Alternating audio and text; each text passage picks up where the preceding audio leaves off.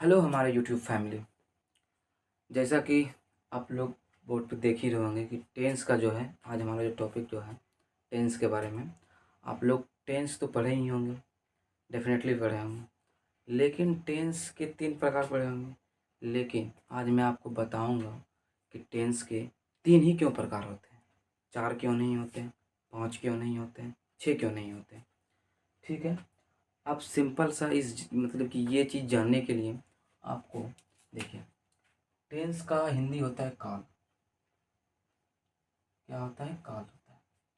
ठीक है, अब काल यानी कि समय, इसको कह सकते हैं, एक तरह से कह सकते हैं समय।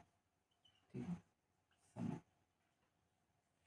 अब समय देखिए, समय जो है, समय कितने प्रकार का हो सकता है, यानी समय आप कह सकते हैं कोई भी, जैसे कि हम लोग बोलते बोलते हैं, यानी कि बोलचाल में जो मतलब कि जो सेंटेंस यूज करते हैं, जो वाक्य यूज करते हैं, उसमें से आप अमेजिंग कीजिए कि कौन कौन सा वाक्य, जैसे कि सोचिए कि जैसे कि मैं घर जाता हूँ, या मैं सोचता हूँ, तुम वह काम करोगे, मैंने खाना खा लिया, मैंने मैथ बना लिया, और अदर एक्सेट्रा।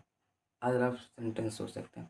जब इसके बारे में आप सोचेंगे तो मुख्य रूप से आप पाएंगे क्या कि वाक्य जो है, टेंस जो है, यानी कि वाक्य जो हम लोग यूज करते हैं बोलचाल की भाषा में, वो मुख्य रूप से जो है, जैसे कि मैं घर जाता हूँ, तुम पढ़ते हो, या फिर तुम किसान हो, ये जो अफर्मेटिव में आता है तो ये तो सेंटेंस में आता है। ठीक है, टेंस की बात है, यानी कि समय, जिसमें समय का, देखिए मैं घर जाता हूँ, तुम पढ़ते हो, तुम खेलते हो, ये जो है तुम खेलते हो, जिसमें आप सिंपल सा आप समझ सकते हैं, यानी कि प्रेजेंट टेंस का अंत जो भी होगा, अंत की बात करिए प्रेजेंट टेंस की, यानी जो मतलब कि प्रेजेंट टेंस का जो मतलब भेद होता है उसके बारे में नहीं, सिर्फ एक प्रेजेंट टेंस के बारे में बता रहा हूँ कि प्रेजेंट टेंस का पहचानेंगे कैसे, कि यह जो प्रेजेंट टेंस में, या फ्यूचर फ्यूचर टेंस में, या पास्ट टेंस में।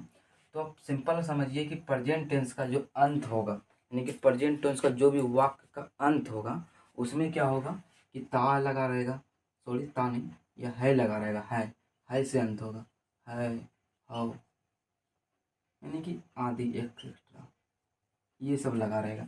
आप सिंपल सा इमेजिन कीजिए ने, वह 2 घंटे से पढ़ रहा है, तुम तुम कल भागलपुर जाओगे, ये तो गागेगी में, ये तो फ्यूचर में आ गया। जैसे कि मैं मैथ बनाता हूँ, देखिए ये प्रेजेंट टेंस में आया, हूँ पे, यानी कि है, हूँ, जो भी हो, इसमें आएगा प्रेजेंट टेंस में, सिंपल से समझ सकते हैं।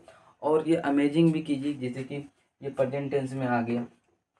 और अदर हम वर्ड सोचते हैं, जैसे कि पास्ट, जैसे कि तुम खाना खा चुके हो, ये पास्ट में चला गया, भूतकाल में चला गया, सिंपल सा।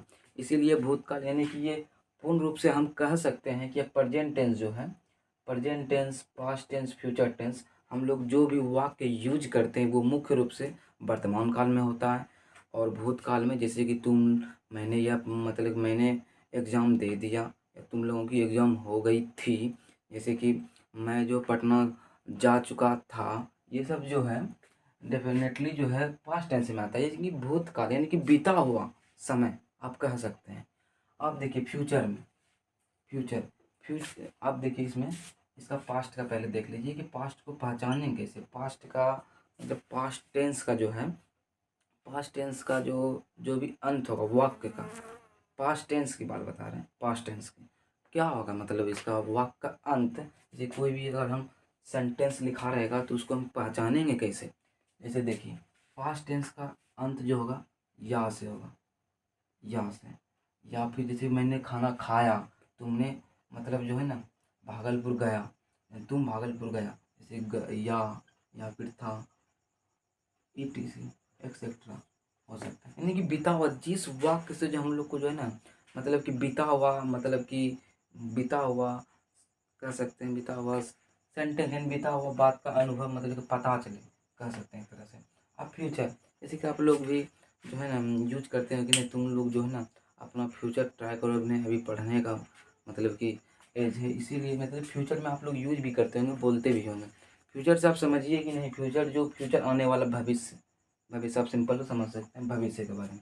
तो फ्यूचर में सिंपल सा जो है गा गे गी लगा रहेगा, 100%, गा गे गी लगा रहेगा।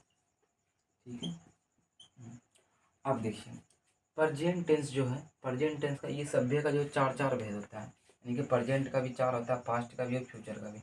आप प्रेजेंट का चार भेद देख लीजिए।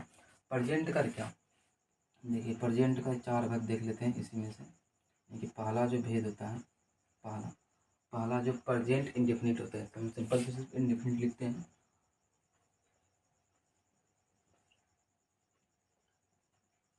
इंडेफिनिट। दूसरा होता है कॉन्टिन्यूस,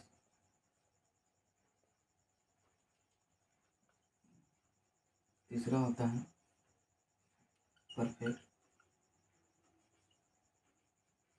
परफेक्ट, चौथा हो गया परफेक्ट कंटिन्यूस, परफेक्ट कॉन्टिन्यूस। देखिए ये प्रेजेंट टेंस का चार भेद हैं, यानी कि कह सकते हैं कि present indefinite, present continuous, present perfect और प्रेजेंट परफेक्ट कंटिन्यूस। तो सिंपल सा आप ये समझिए, ये सब का जो भी सेंटेंस होगा, जो भी उदाहरण होगा इसके अंतर्गत, जो प्रेजेंट टेंस के चार भेद हैं उसका भी अंत जो है हो, यानी कि मतलब कि हूँ में रहेगा अंत जिसका। जैसे कि देखिए इंडेफिनिट का, जैसे कि मैं जो है मैं पढ़ता हूँ। देखिए ये सेंटेंस से ये वाक्य जो अर्थ जो निकल रहा है वर्तमान काल में निकल रहा है, वर्तमान काल यानी कि जो अभी कम हो चुका है। देखिए आप डेफिनेटली के बारे में देखिए, डेफिनेटली क्या चीज़ है, छोड़िए इंडेफिनिट, आप लोग घर में यूज करते होंगे नहीं कि तुम ये डेफिनेटली कम करोगे, यानी ये डेफिनेटली कम हो चुका है, या फिर मतलब कह सकते हैं डेफिनेटली, या डेफिनेटली पूर्ण रूप से कह सकते हैं डेफिनेट में। तो ये डिफिनिट में यानी डेफिनेटली यानी डिफिनिट, डेफिनिट में इन लगाओ यानी कि अपोजिट उनका, उनका अपोजिट। तो इनडेफिनिट उनका अपोजिट होगा, जैसे कि डिफिनिट का मतलब होता है पूर्ण रूप से, तो इनडेफिनिट का उसका उल्टा। जैसे कि इसका सेंटेंस जो होगा, जो भी होगा इसका सेंटेंस, जैसे कि वह पढ़ता है, मैं खेलता हूँ, तुम तुम खाना खाते हो, यानी कि ये खाना ता है, तो ये सिंपल समझिए, ता लगा रहेगा, ती लगा रहेगा, ते लगा रहेगा। ये पहचानने का ट्रिक हुआ कि नहीं, कि आप ये नहीं कि ये प्रेजेंट इंडेफिनिट टेंस है, कोई भी एग्जांपल दिया रहेगा हिंदी में तो उसको हम पहचान पाएंगे कि नहीं ये प्रेजेंट टेंस के अंतर्गत आता है। अब कंटिन्यूस देखिए, कंटिन्यू जैसे कि हम लोग 1 मंथ कंटिन्यू पढ़ाई कर रहे हैं, उसके बाद एग्ज़ाम लिया जाता है। तो कंटिन्यू मतलब कंटिन्यू, ये मतलब कि हो रहा है काम, कंटिन्यू का इससे ही अर्थ निकल रहा है। आप सिंपल से याद मत कीजिए, समझने मतलब कि समझिए इसको, नहीं ये कंटिन्यू मतलब लिखा क्या है, या तो सब लोग करते हैं। देखिए कंटिन्यू का मतलब कंटिन्यू, कंटिन्यू जैसे कि तुम यह काम कंटिन्यू करते हो, नहीं कि हम लोग 1 साल एग्ज़ाम मतलब 1 साल जो है कंटिन्यू पढ़ाई करते हैं, तब एग्ज़ाम होता है कंटिन्यू। नहीं कंटिन्यू मतलब जो हम मतलब कि जो कम हो रहा है, कंटिन्यू, कंटिन्यू देखो कंटिन्यू से लिखा हुआ, इससे कंटिन्यू से आप याद रखिए, नहीं कंटिन्यूस, कंटिन्यू जैसे कि इसका एग्जांपल जो कि मैं पढ़ रहा हूँ, तुम साइंस बना रहे हो, तुम फिजिक्स बना रहे हो आदि, तो रहा है रही रहेगा, रहा है रही इसमें रहेगा, सिंपल सा रहा रही से ही अर्थ निकलने के नहीं, कंटिन्यूस कम हो रहा है, कंटिन्यू कम हो रहा है। तो कंटिन्यूस का आप जो है ना समझ सकते हैं, रहा है रही है, रहा है, यानी कि इस वाक्य का जो है, इस वाक्य का जो अंत होगा रहा है रही से होगा। अब परफेक्ट देखिए, परफेक्ट में क्या है सुनिए, आप लोग घर में भी यूज यूज करते हैं कि नहीं परफेक्टली यह काम हो चुका, परफेक्टली तुम लोग यह काम कर चुके हो, जैसे कि हम लोग यूज भी करते हैं परफेक्टली यह काम हो चुका है, यानी कि पूर्ण रूप से हो चुका है, अब काम बचा ही नहीं है उसमें से। आप सिंपल सा ये समझिए परफेक्ट, आप सेंटेंस समझिए ना, परफेक्ट, ये परफेक्ट, परफेक्ट से क्या होता है, परफेक्ट नहीं तुम परफेक्ट, ये काम हो गया, डन हो चुका है, डन, अब कोई काम है ही नहीं है उसमें, बचा ही नहीं है। इसका उदाहरण देखिए, जैसे कि हम लोग मैथ बना चुके हैं, पूरा बना चुके हैं, फिनिश कर चुके हैं, पूर्ण रूप से कम हो चुका है, अब एक भी जो है ना मैथ का क्वेश्चन नहीं छूटा है इसमें, कह सकते हैं कि पूर्ण रूप से कम हो चुका है। जैसे कि मैं खाना खा चुका हूँ, अब खाना खा चुका हूँ दोबारा नहीं, वही बात है, खाना खा चुका हूँ मतलब सेंटेंस से क्या अर्थ निकल रहा है कि दोबारा अब जो है ना मतलब पूर्ण रूप से हम खाना खा चुके हैं, ठीक है। और इसमें मतलब कि आप इसमें मतलब याद जो करेंगे, चुका है चुकी से समझेंगे क्या, याद तो नहीं करना है, समझना है। चुका लगा रहेगा, चुकी लगा रहेगा और लास्ट में है तो लगा ही रहेगा, चुका है, चुकी है, चुके हैं।